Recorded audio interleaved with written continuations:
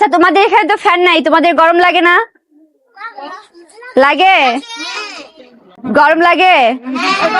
আচ্ছা, তো ওদের এখানে ফ্যান নাই, তো এটা কিন্তু আসলে ছোট ছোট বাচ্চা, ওদের কিন্তু অনেক বেশি কষ্ট হয়ে যাবে যেহেতু এখানে ফ্যান নাই, আর এখানে অনেকগুলা বাচ্চা আছে।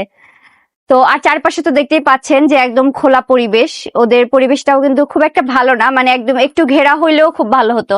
তো আমি একটু ওদের ম্যামের সাথে কথা বলি। আসসালামু আলাইকুম। ওয়ালাইকুম আসসালাম। আসসালামু আলাইকুম। তো আপু, এখানে তো ফ্যান নাই? না, এখানে ফ্যানের ব্যবস্থা নেই, কিংবা ফ্যানও নেই বোঝেন, মানে চারিদিকে খোলা, চারিদিক থেকে ছাগল মাগল আসে, সেই জন্য এমনি টিন দেওয়া আকসি দেওয়া হয়েছে। ফ্যানের ব্যবস্থা যদি আমি করিও আমার নিচ থাকা, কিন্তু সেটা তো থোয়া যাবে না, ঘর না।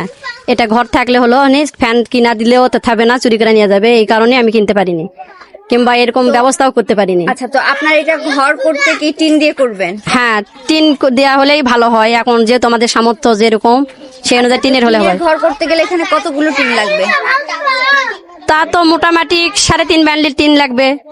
আচ্ছা, 3.5 বান্ডিল টিন হলে কি আপনার পুরোটা হয়ে যাবে? হ্যাঁ, চারিদিকে ঘেরাও হয়ে যাবে। আচ্ছা, তারপরে ফ্যান যদি হয় তাহলে ফ্যান কতটুকু লাগবে? ফ্যান 3টা ফ্যান হলেই হবে। আর কিছু লাগবে কি, লাইট বা এরকম কিছু? একটা লাইট হলেই যথেষ্ট বোঝেন, কারণ বাবুরা আছে, একটু আলো পালে ভালো হয়। আচ্ছা, তো আপনি তো ওদেরই পড়াশোনা করান? হ্যাঁ। আপনার দায়িত্বে আছে ওরা? হ্যাঁ, আমার দায়িত্বে আছে। এখানে মোট কতজন শিক্ষার্থী আছে? 30 জন। 30 জন শিক্ষার্থী? হ্যাঁ, ভর্তিকৃত। সবাই এই গ্রামে নাকি আলাদা আলাদা গ্রাম থেকেও? না, এই গ্রাম থেকেই আসে সবাই। আচ্ছা। আর অনেকে হয়তো নানির বাড়ির যারা আছে তারা ভর্তি হয়। ওদের বেতন আছে? না, ওদের কোনো বেতন নেই, ওদেরকে সরকার থেকেই বই খাতা চক সব সরকার থেকেই দেয়।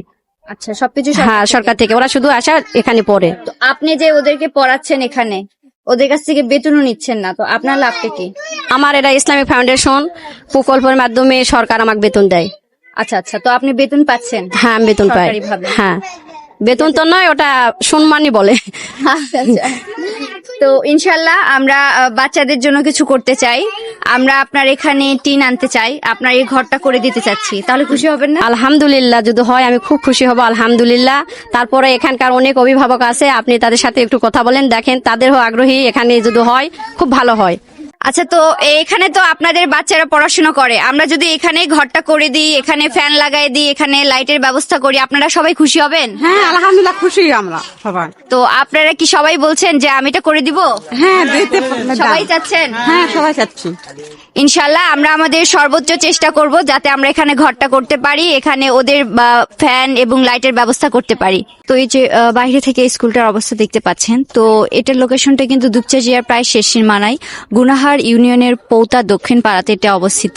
সো আপনারা যারা মানবিক মানুষ আছেন বা আমাদেরকে সবসময় সহযোগিতা করেন বা এরকম কাজে সহযোগিতা করতে চাচ্ছেন, আপনারা অবশ্যই আমাদের সাথে যোগাযোগ করবেন। এখানে টিন ফ্যান বা লাইটের ব্যবস্থা করার জন্য যারা আমাদেরকে সহযোগিতা করতে চাচ্ছেন, আপনারা সবাই অবশ্যই আমাদের সাথে যোগাযোগ করবেন।